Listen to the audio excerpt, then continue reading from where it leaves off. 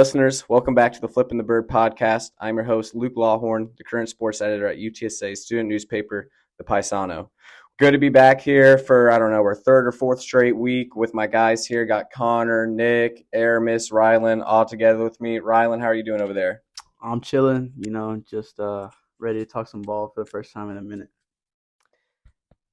Yeah, this is Connor. We're hyped to be here. We're ready to preach our wisdom about the game and what happened this past weekend. Yeah, it's Nick. I'm excited to talk about the wonderful Tennessee game this past weekend. I'm ready. A lot has happened over the past couple of days, especially over the last couple of hours, but I'm just glad UTSA isn't playing this weekend after the thrashing that the Volunteers put on them on Saturday. Well, yeah, we're excited to dive into this UTSA game. I'm sure we all can't, we're so excited to get into this 45-14 domination fest. That was Tennessee beating the Roadrunners this last Saturday. It was 31-0 at halftime. But I'm pretty convinced we're all going to have pretty different takes here. At least I sure will. But there's nobody else I'd rather start with than Rylan, who's across the table from me. Rylan, what were your takes on this last Saturday's game? Oh, well, I didn't see anything that really shocked me. Last time we were here, I predicted that we were going to lose 50-10, and it was 45-14. So I wasn't too far off. Luke tried to downplay Tennessee's talent, but I never fell for it for once. So, yeah, but I mean, it was something that we knew was going to happen. But it's a long season ahead of us against some pretty bad opponents. So I'm feeling good, and I'm feeling confident going forward from here. But yeah, pretty much that's it. Yeah, like you said, I don't think anyone's really surprised about the result of this game. I was a little more optimistic. I thought we would score, 21, but it didn't end up working that way. But I think this is the best team we're going to play all season, just talent-wise. So I think there's still a lot to look forward to, even though we're 1-3 right now. We still have all of conference to go to, and I think they just got to get ready for Temple next week. Well, we all knew this was going to happen. Everybody, especially in this room, especially Rylan. I think we were just bad. I mean, I'm excited that I'm excited for Owen McCown. I'm excited to see this coming spring. Who's going to be the starter next year, but that's far down the line. So, first of all, I just want to say I predicted that the Volunteers would score 45. They scored 45. So that's neither here nor there. But Cute. I said going into that game that for the Roadrunners, their biggest key to victory, aside from Frank playing, which he didn't, they needed to stop the rush, they needed to get up early, and they needed to prevent big plays, and they didn't do any of that. I didn't write the stat down, but Tennessee had over 300 rushing yards. So the Roadrunners couldn't stop anything, and I want to piggyback off of what Nick said. Owen McCown looked really good in the second half. He completed 90% of his passes, 18 of 20, 2 touchdowns. He looked really good against the Volunteers defense, and if Frank doesn't play against Temple, I'm excited to see how McCown is going to look against them. Well, guys, I seem to be way more optimistic than y'all when talking about UTSA because, unlike y'all, I don't see a 1-3 record. I see a 1-1-1 record. That one win, of course, comes with our only win at Army.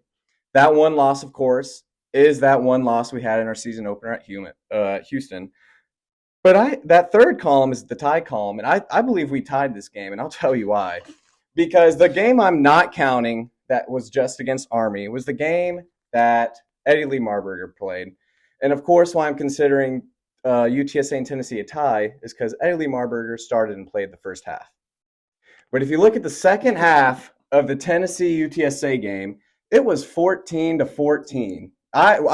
We needed an extra period to see what Josh McCown could do because I'm not counting anything that Eddie Lee Marburger's done. Josh McCown, he came out there, went 18 of 20, 170 yards, 2 touchdowns, a pick, but okay, it wasn't even that bad a pick. I think he played pretty well. I don't think UTSA is in that big of a panic mode, if you will. And if you guys remember, I did predict us to beat Tennessee, and I heard somebody slight me earlier saying that I wrongly predicted Tennessee would come out. I don't know. I mean, yeah, they scored on their first play, but to me that was just a UTSA blunder, which Coach Traylor did tell me was a defensive scheme mistake. He told me that from his own lips today. So if you take that out the window, it was every time our DBs got beat on those big plays. I don't know. So anyway, yeah, I have us 1-1-1. Rylan, is that a good take by me? I mean, yeah, I mean that's an optimistic way to look at it for sure, But I mean, what we saw from Owen McCown was it was exciting, because the energy up until that point at halftime, everybody's down, everybody's upset, and then you see this kid come out, this lefty come out there and start dicing up an SEC defense. So, I mean, it was exciting. We kept the defense held it down a little bit. I don't know if y'all remember, but there was a play where Milton tried to throw like a quick wide receiver screen, and Rashad Wisdom almost picked it off and took it to it got pick six. So that's points you're leaving on the board right there. So it was definitely a better second half effort than what we saw in the first. And man, Eddie Lee Marburg confuses me, man. Because I don't know, it could just be because it was a SEC defense, and he's Eddie Lee Marburg, But one game will come out here and look efficient and look all this, and then the next day he can't move the ball. So this game was really telling for what we're gonna see in the future of UTSA, post Frank Harris. But right now, every UTSA fan should be optimistic. We got guys getting healthy. I think our bye week was at a perfect time. Get the bye coming out of an SEC game, getting Frank healthy, getting Trey Moore healthy, getting JT Clark healthy, and it's a new season to me. For conference play. And I think we can still come out there and win the championship. Well, to answer your question, Luke, no, because the offense, just the entire team looked abysmal in that first half. We got outscored 31-0. However, the way that McCown played, it's very exciting. And a lot of people, we've been talking about what's the answer going to be at quarterback next year. Well, we probably have that already on the team in McCown. So it's very exciting. Look, I always like to make fun of your takes. I remember you got on me last week. But no, I don't think it's too crazy. Your take, like you said, it was 14-14 second half against, a big-time SEC school. I wanted to piggyback on what we talked about last week about, the SEC bias is so real.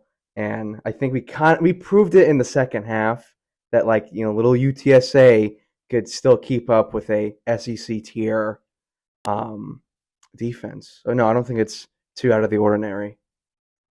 Yeah, I have to agree with Nick. I don't think it's honestly that out of the ordinary either. I think it was really a tale of two halves. Obviously, first half was pretty bad, about as bad as you can get. Obviously, the 81-yard rushing touchdown by Joe Milton kind of encapsulated that. But I think y'all are sleeping on ELM a little bit. I know he had a bad game, right? He didn't play that great. I totally get it, but the dude, his first start was against Army. He's had one career start in college, right? Army and Tennessee are way different. They're two completely different classes of football teams within college football. So I wouldn't sleep on him too much. He torched me in high school when I was a senior in the playoffs, so I kind of have a little bias on that. But honestly, I'm really excited with McCown. Like y'all said, I think he's got a lot of potential. I think UTSA fans should not be worried. I know Frank's leaving after this year, but I think we're going to be in good hands. So, Connor, he must have really beaten you bad in high school because you still bring that up to this day. You're still trying to defend him 2 or 3 years later. 4 years. 4 years later. And you guys aren't hearing what I'm saying. Aramis, we're 1-1-1 because that first half doesn't count. There's an asterisk with that first half. We are 1-1. There was a lot going on over this weekend. Along with UTSA playing the biggest story in college football, the Colorado Buffaloes. We're heading into Eugene, Oregon to play the Ducks, and they got beat. It was 42-6. The media is obviously going crazy. Before coming into Saturday, everyone was, Colorado this, Colorado that, and now, Sunday up to we're on Wednesday now, and all I'm hearing is Colorado, were those 2 or 3 games a fluke? I don't know. There's a lot of different takes that could be said. Connor, you have the mic in your hand first. Oregon beat Colorado 42-6. What were your thoughts and takeaways? Man, it was honestly, I think it was a little expected for me. I honestly think that while Colorado does have a lot of talent, and they're extremely overhyped, and that's just how it is. Obviously, they have Deion Sanders as head coach. Shador, Travis Hunter, like big names, So the media is putting, I think, a lot of pressure on them, and I think they pretty much cracked against Oregon. That just shows you that Oregon's a pretty good football team. Their offense, shout out Will Stein, OC, former UTSA OC. He's getting it done over there. I definitely don't think this is the end for Colorado, though. They're still a pretty young team, I would say. So obviously losing to a much better football team at the moment, but it's definitely not the end of the world, in my opinion. So I agree with you. 2 weeks ago, I said that Colorado was going to beat them after seeing them play Colorado State. Changed my mind, and it was a good choice because they got dominated in every facet against Oregon. And I mean, it's pretty plain and simple. Oregon is a college football playoff team, and Colorado they're not quite there yet. They need to shore up the front seven, the offensive line, and the secondary. They also didn't have Travis Hunter, which could have used him because Oregon, Bo Nix played incredible, 282 passing yards, 240 rushing yards for that entire offense. Torched the Rams. So, listen, I think that Colorado, they still have a lot of work to do, but don't be down on them. Don't be down. This is the first year. They went 1-11 last year, started this year 3-0. So it's a big improvement, and we're going to see how they look next week against USC. I mean, this is the strongest the Pac-12 has ever been, has been for like almost a decade. So, I wouldn't say the TCU game was a fluke, but it was just a good showing by them. Nebraska sucks. Colorado State, was a close rivalry game, but we got to see what Colorado. This was a true test for Colorado against Oregon, against like a big, program that is on the hunch for a, contending for at least a Rose Bowl or a national title. I don't think, jump off the ship just yet. I mean, again, next weekend, they play USC, and, I don't think they're going to win that one. USC is really looking good. They're like a fine-oiled machine. But Colorado's the rest of the season for Colorado, looking bright for them. Stanford, Arizona State. I mean, they could now. I don't want to say win out because they got Washington State and Utah at the end of the season, but it's going to be an improvement from last year, and I'm excited to see what Deion Sanders has for the future of the program. Yeah, I think I was actually the only one who predicted that they would beat Oregon, and well, of course I was wrong. But I'm not going to shy away from the fact that I still have a lot of faith in them. They're an inexperienced team. It's a lot of new guys coming into that program that Deion brought with him, and they went against Bo Nix, who's been playing since Trump was in office. So it's not a shocking result. I mean, obviously I picked them to win, but I still think they're gonna make the game against USC a close one. I don't think they're gonna win anymore because they're not gonna have Shiloh Sanders. They're not gonna have Travis Hunter. But I think they're gonna put up some points on that defense because everybody puts up points on that USC defense. So season's definitely not over for Colorado. So got a lot to look forward to with them. So yeah, and anybody who's saying that anybody who's talking down on Colorado now or saying, "Oh, season's a waste," they're just goofy. They just don't know what they're talking about because their win total, I think, was 3.5 wins for this season. And so they're already at 3. And the Pac-12 is as deep as it's ever been. What a shame it's dismantling next year because literally it's the best it's ever been. And literally all of the teams that are worth, anything, they're leaving, at least brand-wise. It was 42-6, and I know it looked like a blowout. But if you actually watch that game, of course, this is like the second or third week in a row. Deion and the head coach of the other team are kind of beefing the entire week leading up. So you could kind of see Dan Lanning. He just wanted to rub it in their face that Oregon was going to beat them. And I believe it's because they all believe what Deion said after the game when he said, "If you're going to get me now because this is the worst I'm going to be." So I feel like that's why they're all rubbing it in his face. You see him going for it on 4th down, faking punts, like they are doing the most unclassy thing possible.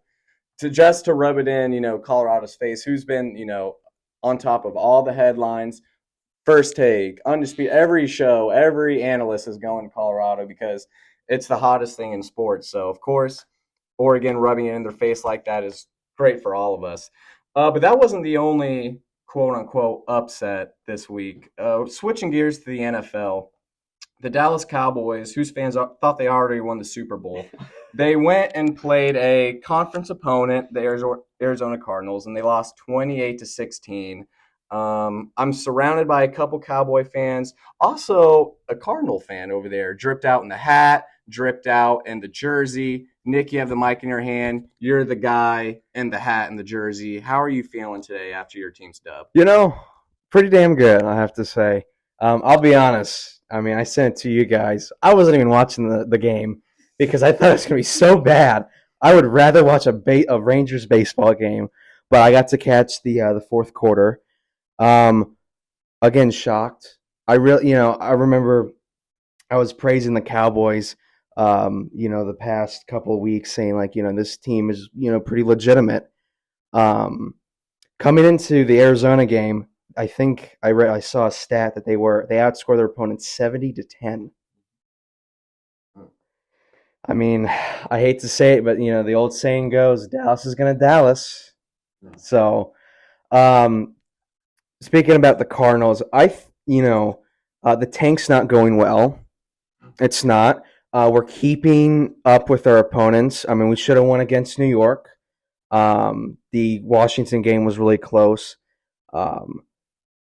So I think the tank's going horrible. Ownership needs to tell the players to suck a little bit more. But I'm glad. As a fan, I like wins. So I'm going to pass it to you, Connor, because you're the Cowboys fan next to me.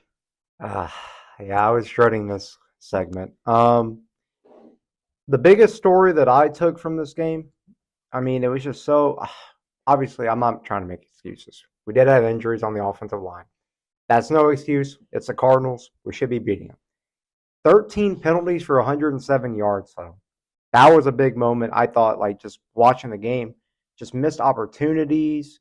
Just every time we take, one step forward, two steps back. I didn't think we were playing like that terrible. It was just once we get down into the Cardinals' territory, we just get a penalty, and it was just horrible. It was so frustrating. It gets the bandwagons away a little bit, which is nice. I'm pretty realistic about the Cowboys, so I'm not saying we're winning the Super Bowl. I didn't say that at the beginning of the season. So I still think we're going to be a good team. I think this is just obviously a major setback, but, hopefully they make it right against the Patriots next week.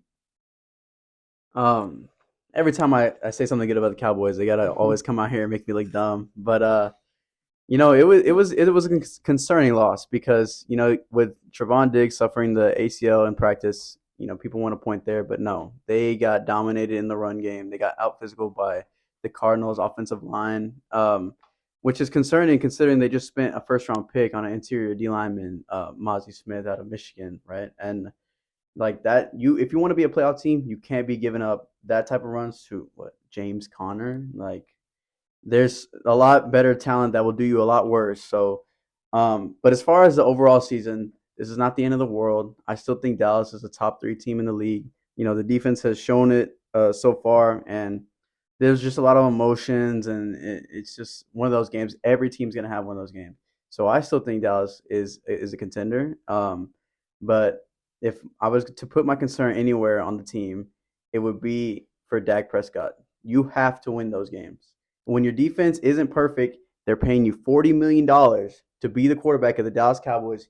You have to be able to go into Arizona, and you have to be able to pull out those wins. And I think the red zone statistics, I mean, they just had an awful red zone game, including that towards the end where he threw the interception in the red zone to Kaiser White. You can't do that when you're making $40 million. And if I was to be worried about anything as a Cowboys fan, it would be that. It would be Dak continuing to do this year after year. Yeah, I mean, like Nick said, they were outscoring their opponents 70-10 going into this game. I mean, I was waiting for a performance like this from the Cowboys. They always have their games where they blow out teams, and then the following week, the inconsistency comes, where Dak doesn't look that good. The entire team just looks unprepared. Again, like you said, Nick, 13 penalties. You're not going to win any game like that. And every time the Cowboys would score or do something, the Cardinals just had an answer for them. And this Cardinals team, it's underrated. It's a very well-coached team under Jonathan Gannon. And Nick, I know you want them to tank, but Gannon is a good coach.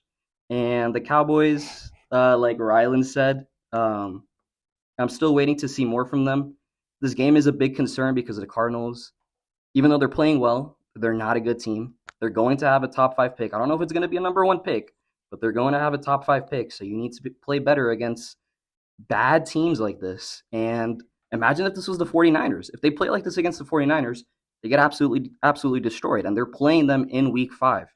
So Dak needs to get his stuff together. And I don't know, maybe they need to make some moves because they lost Diggs. Maybe I don't know who they can get. I don't know what cornerback is out there that they can get, but they definitely need to be better.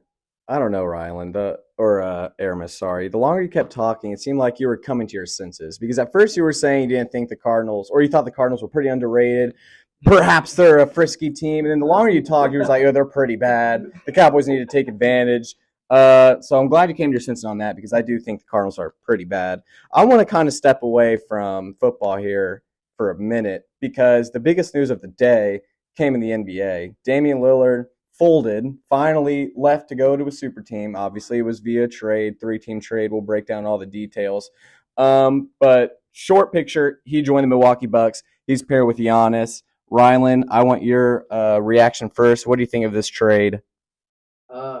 I think it's hilarious, first of all, because all offseason, Dame's not going anywhere to Miami. They send him anywhere else. He's going to throw a fit, this and that. And, he's in Milwaukee now. And I think they're going to be pretty successful. But one of the main concerns is when you trade, you give up assets for a star player, which we've seen it happen multiple times over the past couple of years, is your concern is the depth, right? You have to have depth to win championships. The Nuggets just did it right now. They had a good bench, but they had their 2 players, Jokic and Murray, which obviously didn't trade for either one of them. That's why I think they were able to keep their bench and have that type of success. But it'll be interesting to see how that works. Giannis has no bag, and Dame has like everything you want. So it'll be a good pairing in the East. So interesting to see how that plays out. Yeah, man, a little bit of a bombshell. I wasn't expecting him to go to the Bucks at all. Obviously, like you said, we've heard Miami, Miami, Miami. That was the whole summer pretty much. Pat Riley, man, what are you doing? Come on. Yeah, they're calling for his head too. I've seen him on Twitter. Um, Miami's got to be the biggest loser in all of this. Obviously, if you were to say Portland, they've lost their best player, one of their best players in franchise history, maybe the best player in franchise history. It's a massive loss. They did get a pretty decent package. I mean, Drew Holiday, DeAndre Ayton, Tumani Kamara, and then they got a 2029 first-round pick. I know some people don't think DeAndre Ayton's that good. I know you think he's a little overrated, Rylan, but I still think he's a decent center. I think he's a decent big man. I think Portland can work with them. But for the Bucks, I mean, Giannis and Dame. I mean, what a combo, huh? That's extremely exciting. So, first of all, I just want to say props to the Portland Trailblazers for not giving in and trading away Damian Lillard to the Heat for probably what would have been like a sack of worms. Wouldn't have been much. So, props to them. And this trade, it puts Milwaukee over the top. They were already one of the favorites in the Eastern Conference, but it's clear cut. It's either them or the Celtics, and it should be them. Dame, the perfect player to put like next to Giannis. The gravity, his shooting, scoring, and then you match that with the interior scoring for Giannis. It's going to be probably the most dangerous pick and roll duo in the NBA. They should be the favorites to come out of the Eastern Conference, and probably the best team in the NBA right now. It's either them or the Nuggets for me. I'm excited for this upcoming year of basketball. I have to say this, I think there's like a new change in the NBA where it's being dominated by duos instead of like super, like big threes from the past 10 years.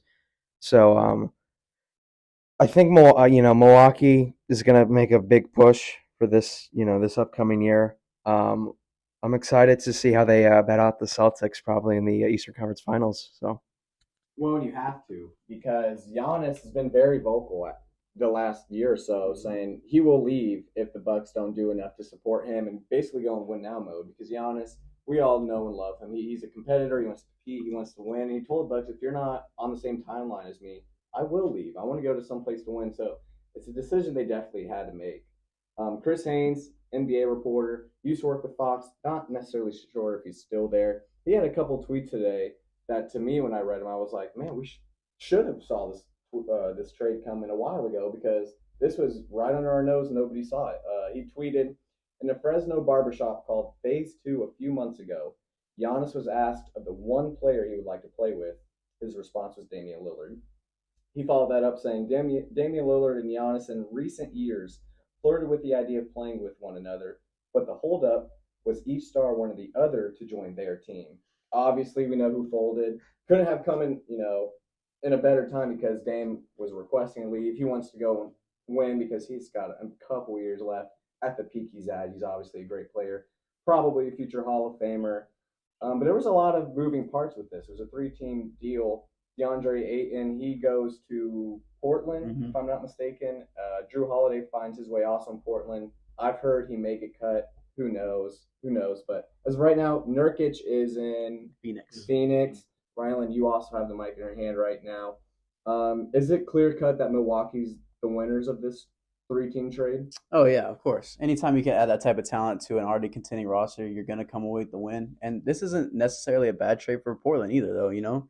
They've got good young talent. They have Scoot Henderson, right? And um, Aiton's okay. He's got a big contract and a lot of people like him, but I don't see it. I think he folds too much in big pressure situations. But nevertheless, it's a decent package.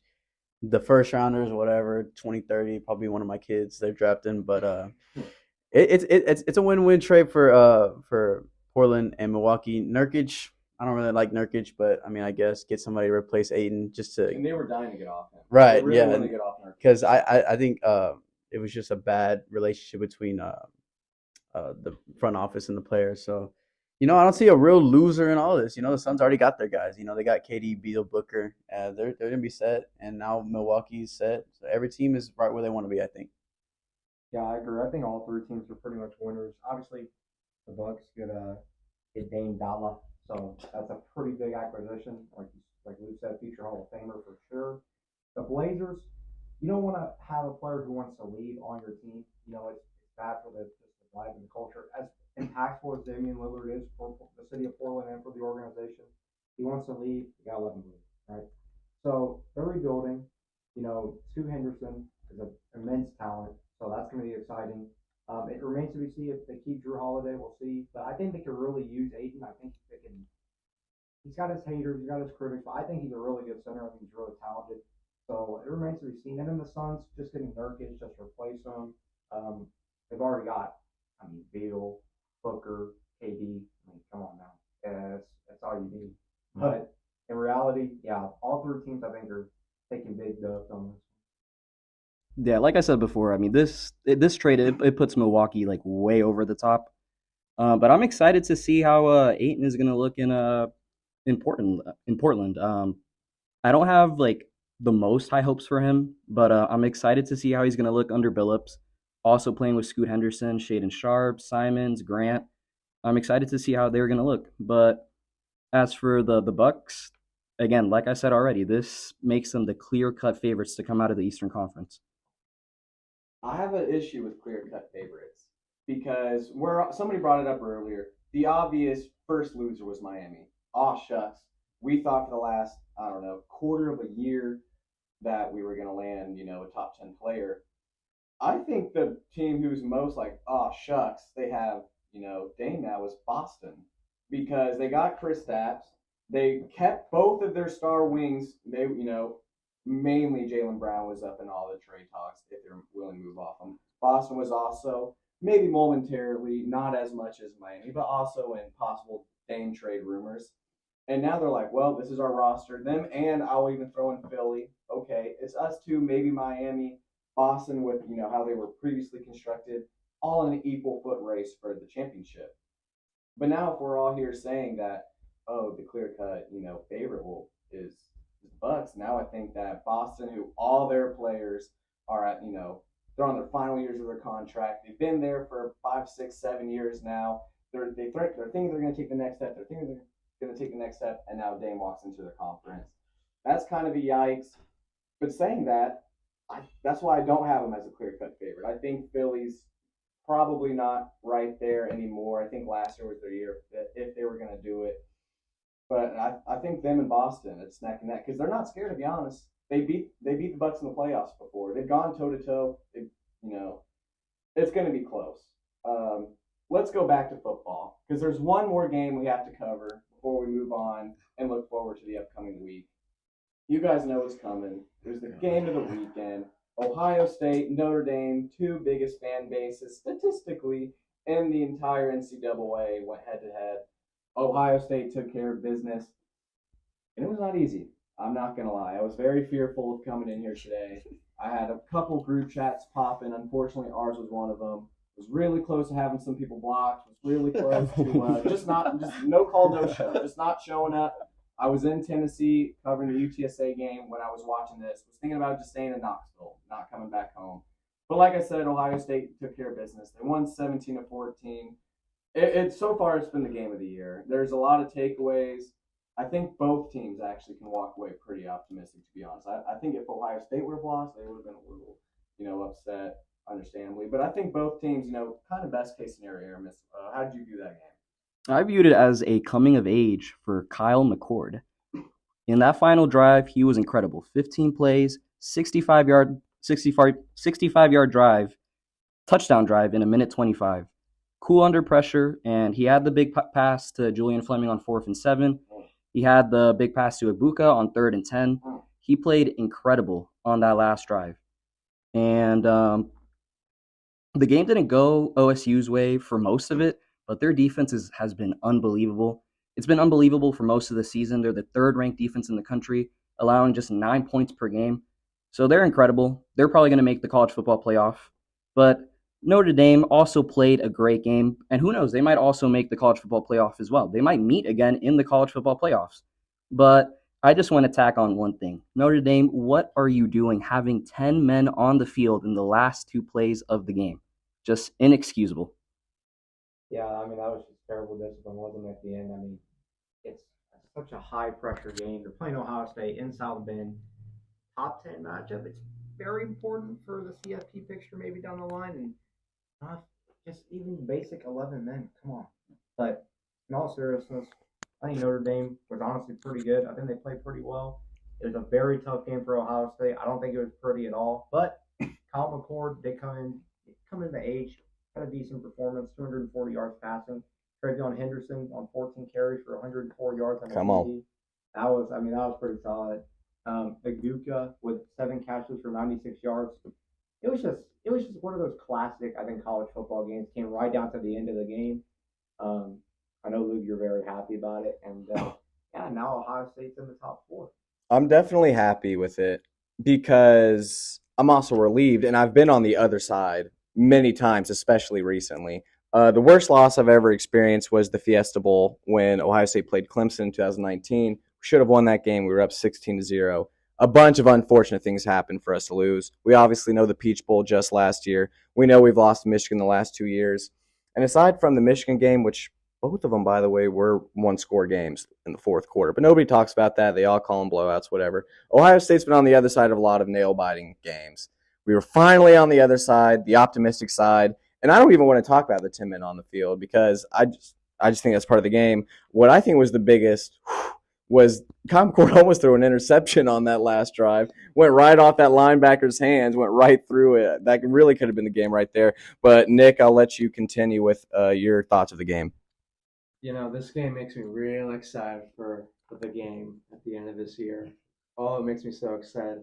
Both teams just played a tough, old school, low scoring football game like that. When you think of like football, I think of this game that just happened this past.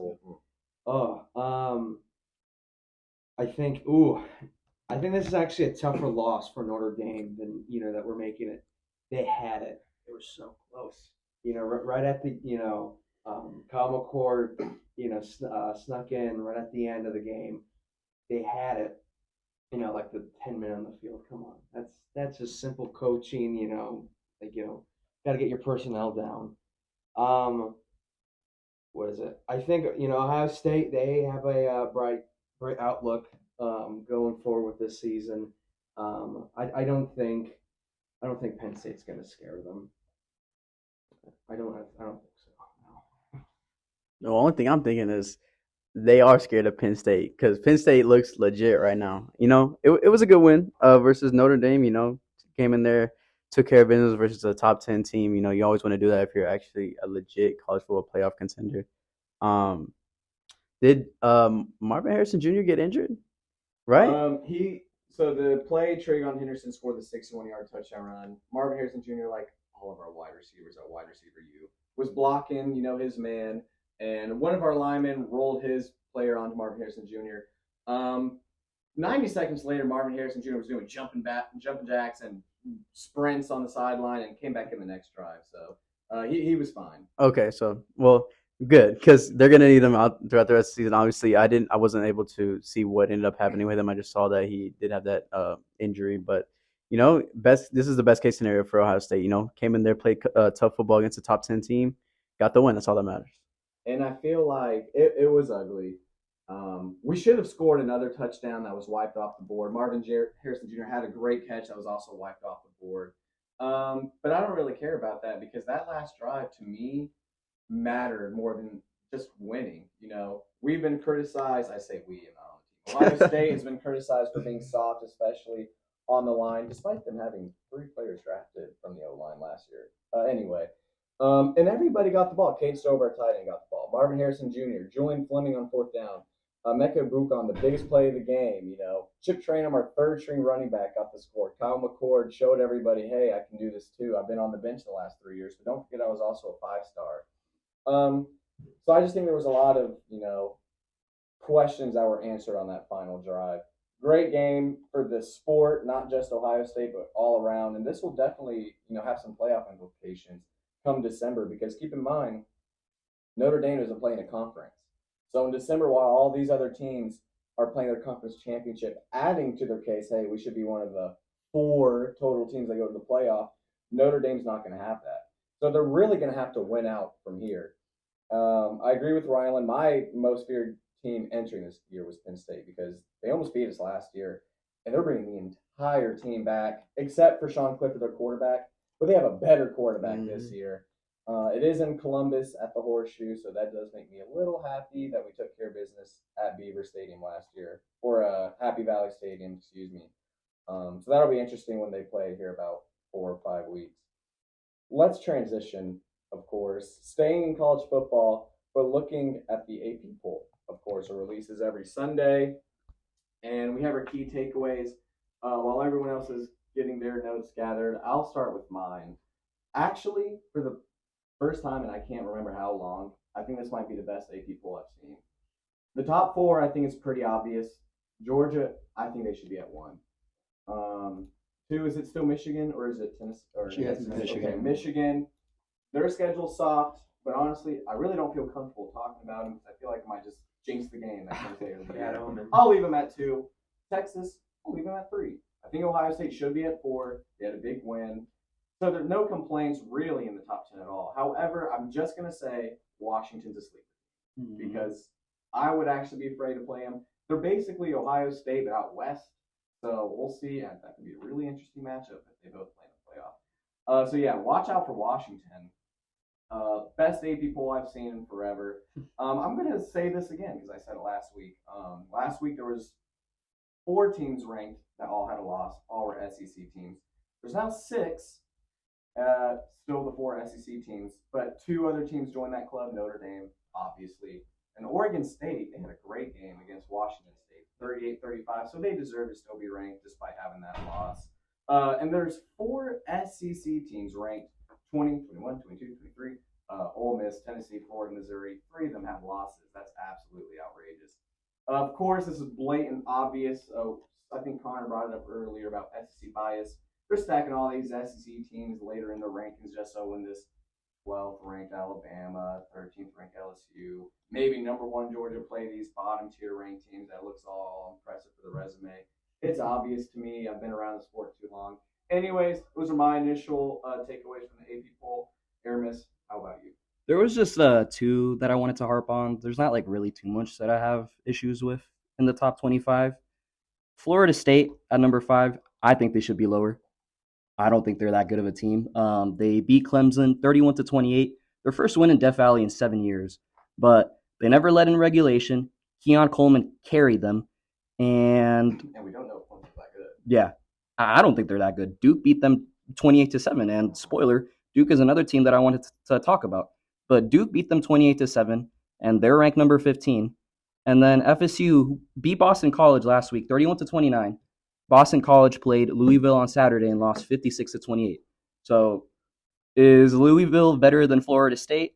Who knows? But Florida State, I don't think they should be at number 5. I don't think they're that good. But another one that I wanted to harp on is Duke. Duke is really good. They're at number 15. I think they should be higher. Or they're actually at number 17, my bad. But I think they're going to win out for the rest of their schedule. So they beat Notre Dame this time? Damn. I just saw that. You know what? I'm going to stay on it. I'm going to say yes. I'm going to say they do. I'm going to say they do. Regardless, they win at most. They lose at most one more game. Yeah. At worst case, okay. Yeah, the top 4 is definitely the way I would have it. I would say I would have Texas actually at number 2, but I'll keep them at number 3.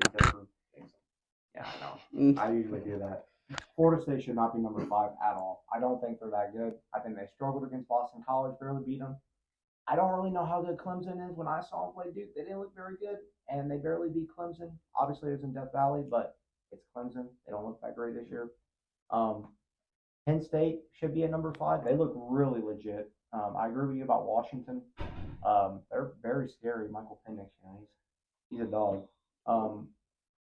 I am a little surprised that USC dropped 3 spots, but their defense is pretty skeptical about them.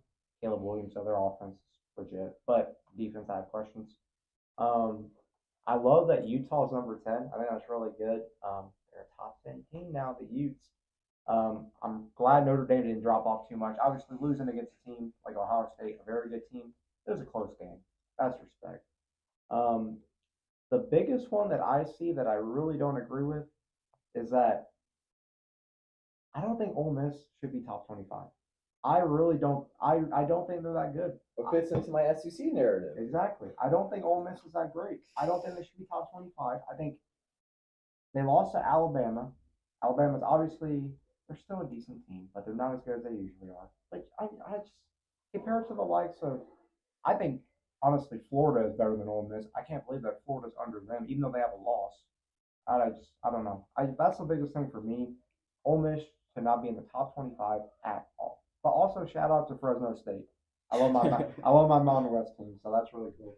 That was literally one of the things I was going to say. Shout out to Fresno State at 25 because I mess with Fresno State. And I am actually one of the only people in here who think highly of Florida State still. I think Florida State will find their way back in the top 4. I think they're legit like that. Obviously, I love Keon Coleman. And I also do have mad respect for Washington State, always in the shadow of Washington, but they're a legit team right now, and so is Washington. Washington, I think, is also a team that I see maybe catapulting into the top 4. Depends on how the rest of the season goes, but not too many problems with this one. Just wanted to shout out some of the lesser, smaller teams on there. All right, I'm gonna go do my take on Florida State. I don't even know. I don't.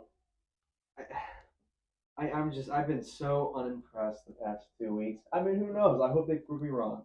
I love college football, but I don't know. Number 5. I mean, okay, I guess they deserve to be there because they've been okay, but I'll leave it at that. I have to say though, I mean, with the rest of the top 10 is fine.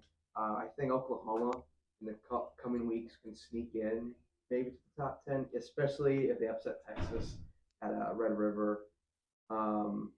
I love me some Washington State football. I think Cam Ward is a damn good quarterback, and I'm excited to see what he does. I mean, he was good last year. He was good at he actually was at FCS UIW here in town, so he's always been really consistent at quarterback. And I hate that we don't know where Washington State's going to play next year. So I think this year will make them give them. Yeah. Cut that shit out. It's all right. Well, Well, you know what's crazy? One final takeaway before I necessarily move on from the rankings is Tennessee is ranked ahead of Florida, but Florida just beat them 2 weeks ago. Tennessee's ranked 22, but Florida's 23. They literally just beat. I don't know. But what you were saying about Florida State, you kind of pulled an Aramis there earlier. You were saying, "Oh, I don't really agree with him being there," but the longer you talked, you're like, "Oh, wait, no, actually, they should be." What's funny is that every top contender, it really just in college football, just because of how urgent it is and how it's not usual what Miami does to the Broncos. That's not usual in the NFL. College football, all these top contenders have that standard, just the talent differential.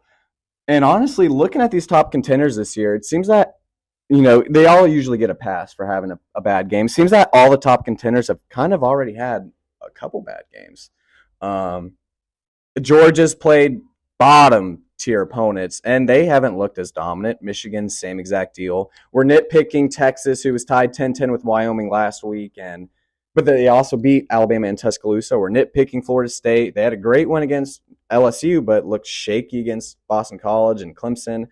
Ohio State, honestly, is kind of getting a lot of hate. You didn't hear this from me because they haven't let an opponent be within, 20 points of them, and they're still getting criticism. But anyway, they look slow. I can't lie. And USC, allowing 28 points to whoever they played.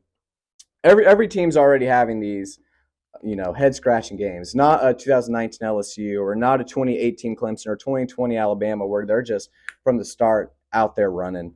Which makes me really excited for this season just because, there's so much parity. That's why I really like this list, too. I don't know who I'm taking out because any team in maybe the top 11, 12, they could beat each other on any given Saturday. I wouldn't put it past Alabama or LSU going and beating Georgia. I wouldn't put it past Washington to beat anybody who is ranked ahead of them. There's a lot of great teams right now. Really excited for these next several weeks to see who kind of, falls off, who stays in that playoff mix. Final thing before we get out of here. We're already at 46 minutes now, but we got to give our predictions for this upcoming week. We're going to go around the table, just briefly say who's on your upset alert, whether it's in the NFL or college. You could say a couple teams. I only have one, but I'll start with Nick. He already has the microphone in his hand. Who's on upset alert this week? It's got to be Texas. It's got to be Texas. Where everybody's waiting. When is Texas going to derp? Okay, they're going to play a Kansas team, and Kansas always likes to sneak up on high-ranking opponents. So I got to say Texas is on upset alert at their Royal. So let me count them. I had two upsets. No, three upsets. I had South Carolina beating Tennessee. I had Oregon State beating Utah.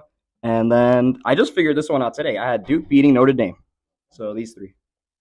Yeah, I only had one, and it was South Carolina versus Tennessee. South Carolina looked real good for a half against Georgia, who's number one. So I have no doubt that they'll beat Tennessee, who went up 2 spots for beating UTSA. Okay. And ahead of 4. Yeah, yeah. Anyways, so yeah. It's SEC bias, man. Nah, the two I had were actually South Carolina beating Tennessee. I think, I don't know. I just think South Carolina are a pretty sneaky good team. I saw them play Georgia. They look pretty decent. Got Spencer Rattler at quarterback. The other upset I actually have Oregon State beating Utah. I know I was hyping up Utah a little bit, but I think Oregon State's a pretty sneaky football team, and they're pretty good. They're in that tough game, obviously, with Washington State. So, yeah, hopefully we'll see what happens. Hopefully Oregon State wins. These are all good upsets. I don't want to say anything crazy. However, I hear that a lot of these upsets are this lower-ranking team is going to beat this upper-ranking team. And they're all in college. I'm going to switch to the NFL here. This is out of left field, of course. I wanted an upset. I wanted something that's like, what? You saw that coming? Yes, I did. I have the Commanders beating the Philadelphia Eagles this weekend. Washington is coming off a bad loss. They obviously lost 37-3 to Buffalo. But Sam Howell, he played terrible. 4 interceptions. I know it looks bad, 37-3, excuse me, but the Bills scored 21 points in the fourth quarter. They kind of ran away with it. Really wasn't that close early on. Washington bounces back. They beat a Philadelphia team who's 3-0, but I don't know, suspect. And I think that defense, that secondary in particular, can get got. So Sam Howell has one of those games he did a couple of weeks ago. I think it was against the Cardinals, I believe. Then don't be surprised if we come in here Monday or Tuesday and I'm over here gloating about Washington pulling off the upset. That's all we have here today. over here about 15 minutes. Thank you for everyone who is listening. We'll try to be back here maybe before the weekend, if not early next week, to talk about this weekend slate of games. Yeah, you'll hear us then. Thank you for listening.